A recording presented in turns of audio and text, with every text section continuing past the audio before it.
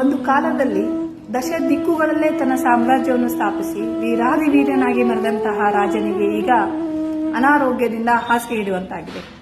ರಾಜನಿಗೆ ಇಬ್ಬರು ಜನ ಗಂಡು ಮಕ್ಕಳು, ಇಬ್ಬರು ಕೂಡ ಅಂಗವಿಕಲರಾಗಿರ್ತಾರೆ. ರಾಜನಿಗೆ ಒಂದೇ ಚಿಂತೆ, ತನ್ನ ರಾಜ್ಯವನ್ನು ಮುಂದೆ ನಡೆಸುವವರು ಯಾರು ಅಂತ.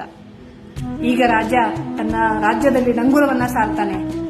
ಯಾರು ನನ್ನ ರಾಜ್ಯದ ಮಂತ್ರಿಯಾಗಲು ಇಚ್ಛಿಸುತ್ತೀರೋ ಅವರು ನಾಳೆ ನಡೆಯುವ ಸಭೆಯಲ್ಲಿ ಬಂದು ಹಾಜರಾಗಬೇಕು ಎಂದು. ಅನೇಕ ಜನರು ಮಂತ್ರಿಯಾಗುವ ಆಸೆಯಿಂದ ಈ ಒಂದು ಸಭೆಗೆ ಹಾಜರಾಗ್ತಾರೆ. ಆಗ ರಾಜ ಒಂದು ಉಪಾಯವನ್ನ ಮಾಡ್ತಾನೆ. ಅಲ್ಲಿ ನೆರೆದಿರುವಂತಹ ಜನರಿಗೆ ಒಂದು ಕತ್ತಲೆ ಕೋಣೆಯನ್ನು ತೋರಿಸಿ, ಯಾರು ಈ ಕತ್ತಲು ಕೋಣೆಯನ್ನು 10 ನಿಮಿಷದೊಳಗೆ ತುಂಬಿಸುತ್ತೀರೋ ಅವರು ನನ್ನ ರಾಜ್ಯದ ಮುಂದಿನ ಮಂತ್ರಿ ಅಂತ ಹೇಳ್ತಾರೆ.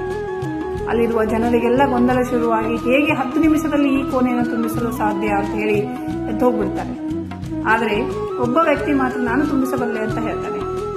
ಆಗ ರಾಜ ಅಪ್ಪಣೆಯನ್ನ ಕೊಡ್ತಾರೆ. ಆ ವ್ಯಕ್ತಿ ಕೈಯಲ್ಲಿ ಒಂದು ದೀಪವನ್ನು ಹಿಡಿದುಕೊಂಡು ಬಂದು ಆ ಕತ್ತಲು ಕೋಣೆಯ ಮಧ್ಯದಲ್ಲಿ ಇರ್ತಾನೆ. ಕತ್ತಲು ಕೋಣೆ ಬೆಳಕಿನಿಂದ ತುಂಬೋಗ್ತದೆ. ಹಾಗೆ ರಾಜನ ಮನಸ್ಸು ಕೂಡ ತುಂಬೋಗ್ತದೆ. ರಾಜ ಖುಷಿಯಿಂದ, ನೀನೇ ನನ್ನ ರಾಜ್ಯದ ಮುಂದಿನ ಮಂತ್ರಿ ಅಂತ ಹೇಳಿ ಅವನಿಗೆ ಆ ಪಟ್ಟವನ್ನ ಕೊಡ್ತಾನೆ. ಹಾಗೆ ರಾಜ ಖುಷಿಯಿಂದ ತನ್ನ ಪ್ರಾಣವನ್ನು ಕೂಡ